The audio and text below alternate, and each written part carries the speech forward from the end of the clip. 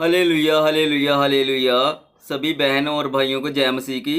तो दोस्तों, आज हम बात करेंगे विवाह के बारे में, जो हमारे जीवन का बहुत ही अच्छा संबंध है। सबसे महत्वपूर्ण और सबसे ज़रूरी संबंध भी जिसको कह सकते हैं, विवाह। उसके ऊपर बात करेंगे कि बाइबल विवाह के बारे में क्या कहती है। तो दोस्तों, शुरू करते हैं। बाइबल विवाह के लिए प्रेम, सम्मान, एकता और त्याग पर जोर देती है, जिसमें इसिफियो 5 उसकी 22 से लेकर 33 तक। इसेफियो 5 उसकी 22 से लेकर 33 तक क्या कहती है आयत? पति पत्नी के रिश्ते को मसीह और कलीसिया से जोड़ता है।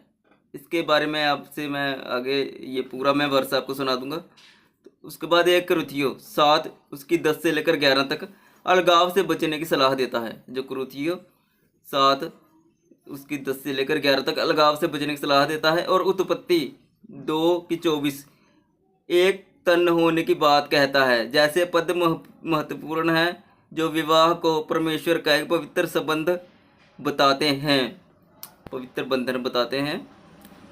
तो उसके आगे हम जानेंगे प्रेम और एकता, जो कि शादी के रिश्ते में बहुत ज़रूरी है, लव एंड यूनिटी। इसिफियो 5 की 25 है पतियों, अपनी अपनी पत्नी से प्रेम रखो, जैसा मसीह ने भी कलीसिया से प्रेम करके अपने आप को उसके लिए दे दिया। पतियों को ये बोल रहे हैं परमेश्वर की अपनी पत्नी से प्रेम रखो, जैसा मसीह ने कलीसिया से प्रेम किया वैसा ही अपनी पत्नी से बहुत ज़्यादा प्रेम रखें, जैसे मसीह ने हमारे साथ बहुत ज़्यादा प्रेम किया।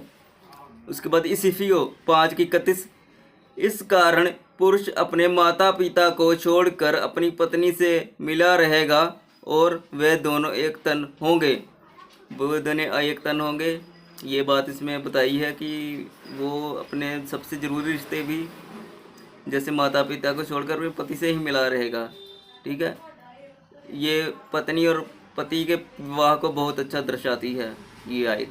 उसके बाद 1 कुरिन्थियों 13 उसकी 4 से लेकर 7 तक प्रेम धीरजवंत है, प्रेम धीरजवंत है और कृपालु है। प्रेम डाह नहीं करता, प्रेम अपनी बड़ाई नहीं करता और घमंड नहीं करता। तो दोस्तों, यहाँ पर क्या लिखा है? प्रेम धीरजवान है और कृपालु है। प्रेम डाह नहीं करता, प्रेम अपनी बड़ाई नहीं करता और घमंड नहीं करता। प्रेम में घमंड नहीं होना चाहिए, ठीक है। और अपनी जैसे हम बढ़ा चढ़ा के अपने आप को बताते हैं, वो भी नहीं होना चाहिए। ये रिश्ता एक समान होना चाहिए। यह प्रेम की परिभाषा है जो विवाह में होनी चाहिए, ठीक है। नेक्स्ट, इसमें और एक चीज़ बहुत जरूरी है, सम्मान और अधीनता, रिस्पेक्ट एंड सबमिशन। तो इसके बारे में इसिफियो 5 की 22 हे पत्नियों, अपने अपने पति के वैसे ही अधीन रहो जैसे प्रभु के। अपने पतियों के अधीन रहना है जैसे हम प्रभु के अधीन रहते हैं। नेक्स्ट, 1 पतरस 3 उसकी 1 से लेकर 2 तक हे पत्नियों, तुम भी अपने अपने पति के अधीन रहो, इसलिए कि उनमें कोई ऐसे हों जो वचन की प्रतीति ना करते हों, तो भी बिना वचन के अपनी अपनी पत्नी के चाल चलन के द्वारा खिंच जाएं। तो ये पतरस 3 उसकी 1 से लेकर 2 तक था। उसके बाद में विवाह में एक और जो रिश्ता है, जो हमारा ज़रूरी जो भी चाहिए हमारे रिश्ते में, वो है विवाह की पवित्रता। विवाह की पवित्रता बहुत ज़रूरी है। इसके बारे में उत्पत्ति 2 से लेकर 24 तक इस कारण पुरुष अपने माता पिता को छोड़कर अपनी पत्नी से जुड़ा रहेगा और वो दोनों एक तन होंगे, ठीक है दोस्तों। इस नेक्स्ट, इब्रानियों 13 की 4 विवाह सब में आदर की बात समझी जाए और विवाह हासन पवित्र रहे, ठीक है दोस्तों। बहुत आदर की बात समझी जाइए जो विवाह है, ये इब्रानियों में बताते हैं। उसके बाद आ जाता है सलाह और मार्गदर्शन, एडवाइस एंड गाइडेंस, ठीक है दोस्तों। इसके बारे में 1 कुरिन्थियों 7 उसकी 10 से लेकर 11 तक विवाहितों को मैं आज्ञा देता हूँ, परंतु मैं नहीं, प्रभु आज्ञा देता है।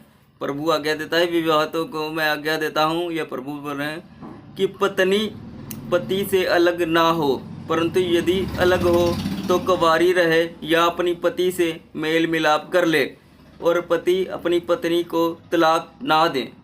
ये कुरीतियों बताता है। उसके बाद सभोपदेशक 4 की 12, और चाहे कोई अकेले पर प्रबल भी हो तो भी 2 जन उसका सामना ना कर सकेंगे।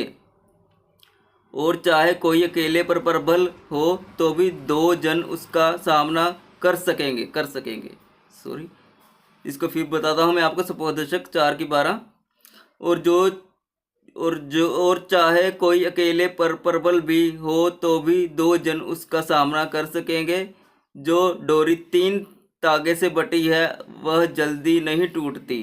तो जो दोस्तों डोरी 3 तागे से बटी है वह जल्दी नहीं टूटती। यह एकता और सहारे की बात कर रही है प्रदर्शक। तो दोस्तों ये थे विवाह के लिए जरूरी बातें और विवाह के बारे में सारी चर्चा बाइबल में जो है। ये पद विवाह के लिए एक मजबूत और परमेश्वर केंद्रित नींव प्रदान करते हैं जो प्रेम, प्रतिबद्धता और आपसी सम्मान पर आधारित है।